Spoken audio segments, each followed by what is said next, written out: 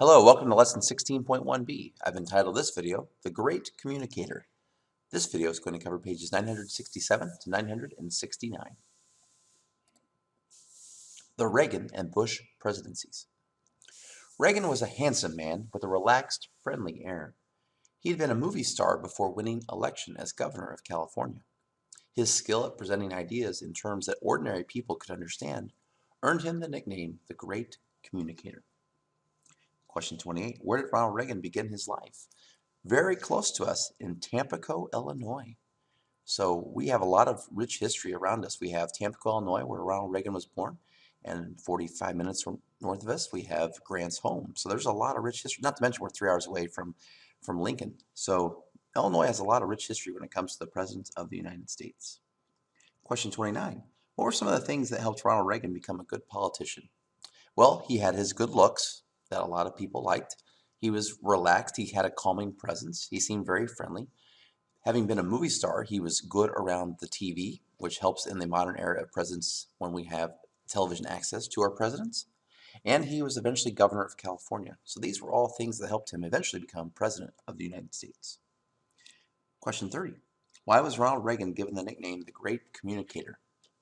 He had a skill at being able to present ideas, some of them even complex, in terms that ordinary people could understand. And that made people feel very at home and peace with Ronald Reagan as president. In 1980, Reagan defeated Jimmy Carter for president.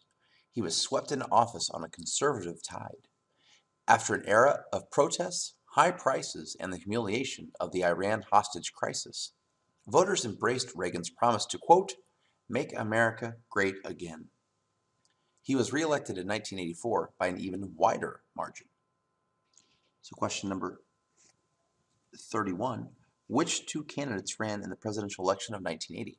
Well, the Democrat Jimmy Carter was running for re-election, and he ran against Republican candidate Ronald Reagan. Question 32, what were some of the things that helped Ronald Reagan win the presidential election of 1980? Well, a couple of things. Number one, there was what we call a red wave that year. A lot of Republicans were voted into office due to the frustrations caused by the protests, the high prices, especially for gas, and the humiliation of the Iran hostage crisis. So people were looking for something different from Jimmy Carter. Question 33. What was one of Ronald Reagan's promises/campaign slogans that sounds very familiar to more recent times? Well, in 1980, he used the expression, let's make America great again. That should sound very familiar to those of you that have been listening to politics over the last couple of years. Question 34, what was the result of the presidential election of 1984? Well, not only did Ronald Reagan win in 1980, as you can see, this was a crushing defeat for Jimmy Carter. In 1984, look at this map. This was a huge crushing defeat. The election of 1984, Reagan carried 49 of the 50 states. He only lost Mondale's home state of Minnesota and the nation's capital of Washington, D.C. At the time of that election of 1984, Reagan was the oldest person ever to win an election. Reagan won the highest number of electoral votes of any president in American history. And 1984 was also a first. Walter Mondale, the Democratic candidate, selected to be his running mate Geraldine Ferraro, the first time a woman had been selected by a major political party for that position. But 1984 saw Ronald Reagan crush it in that election. In fact, in December, when asked what did he want for Christmas, he said, well, Minnesota would have been nice. Oh my, Ronald Reagan. Reagan's economic program. The new president's first priority was his economic program, often called Reaganomics.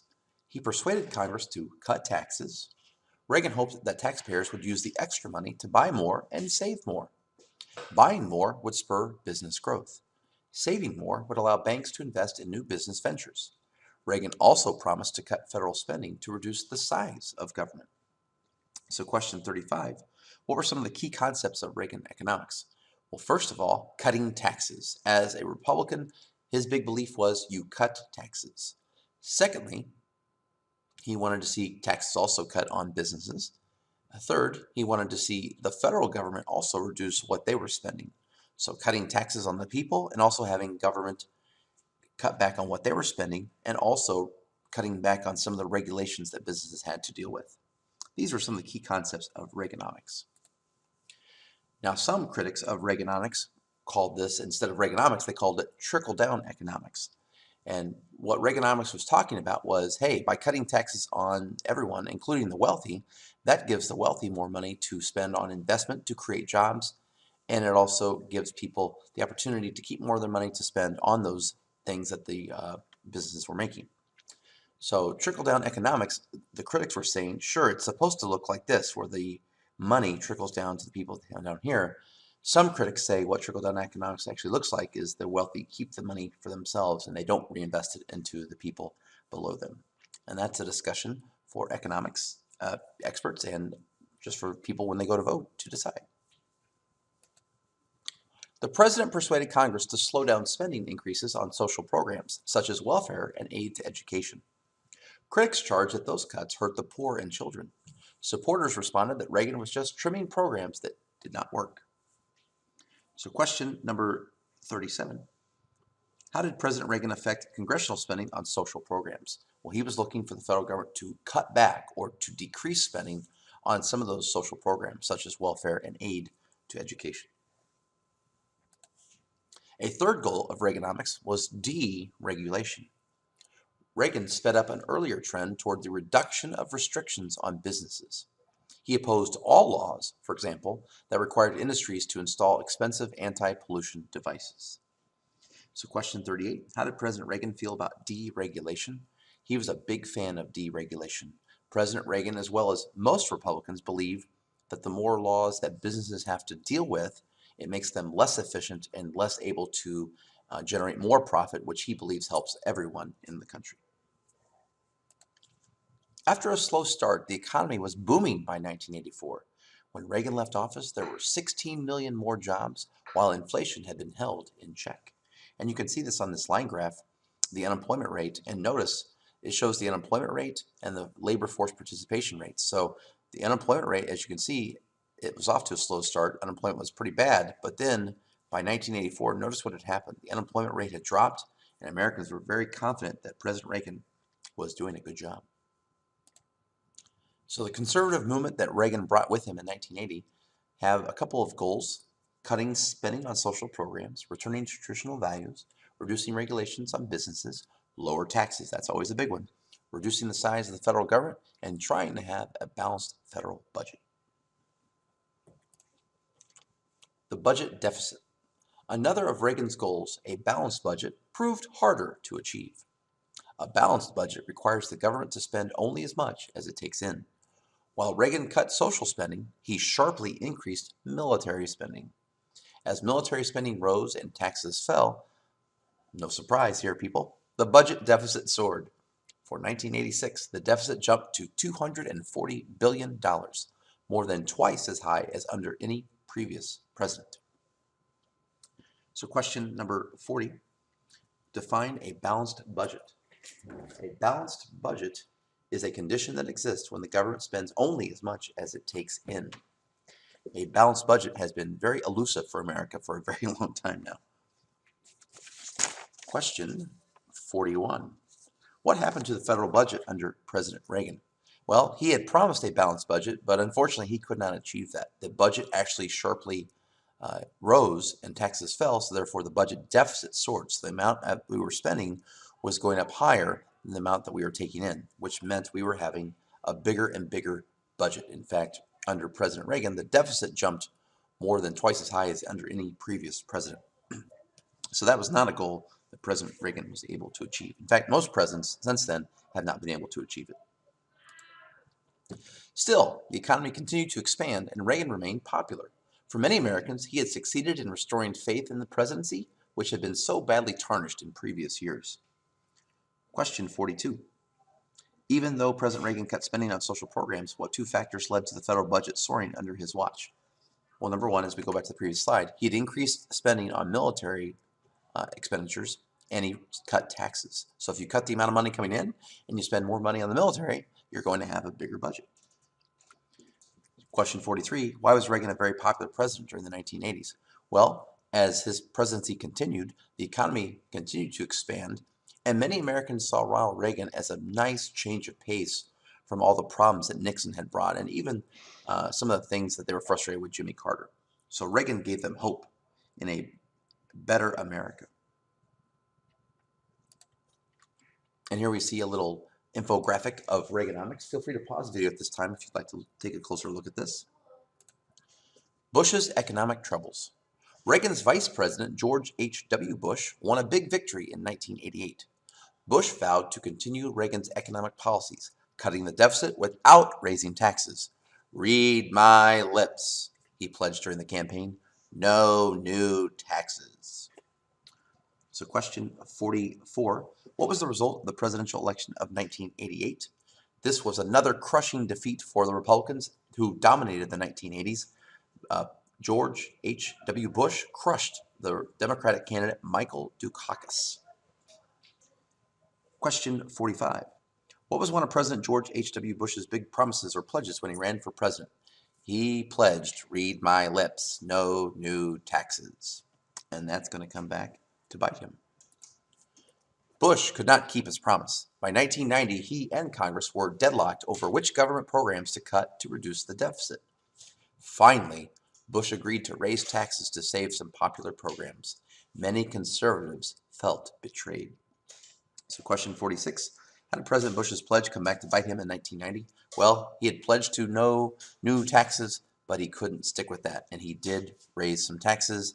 And amazing thing, in the TV era, when you say things as president, there are people recording what you say. So if you tell things that aren't true, it's being recorded.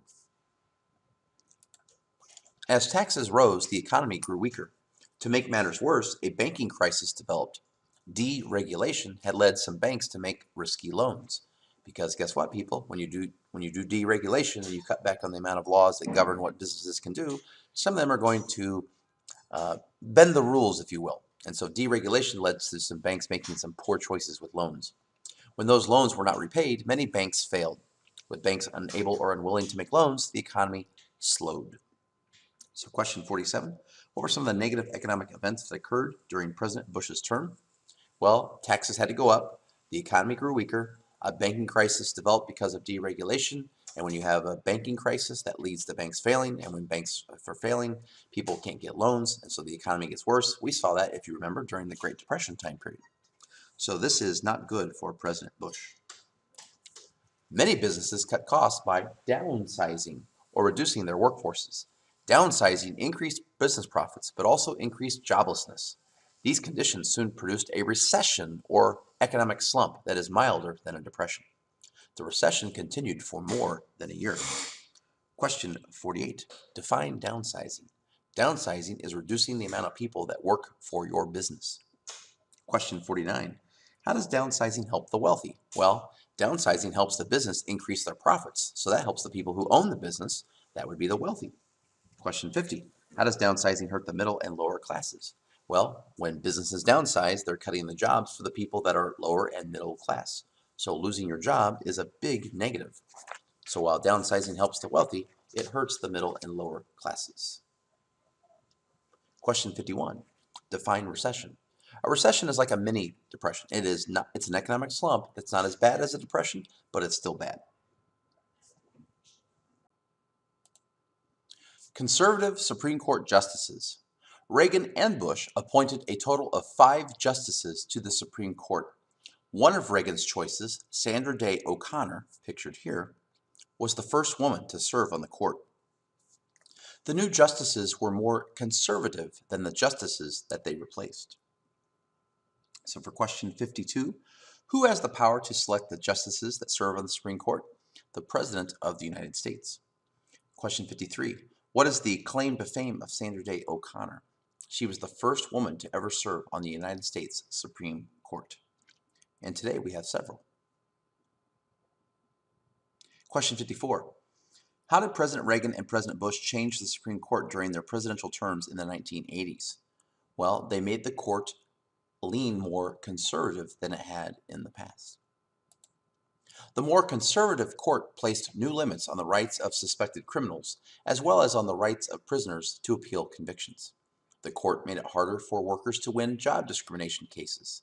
It also reduced busing, which some school districts had used since the 1960s to achieve racial integration in public schools. So for question 55, what are some examples of some of the rulings by the more conservative Supreme Court?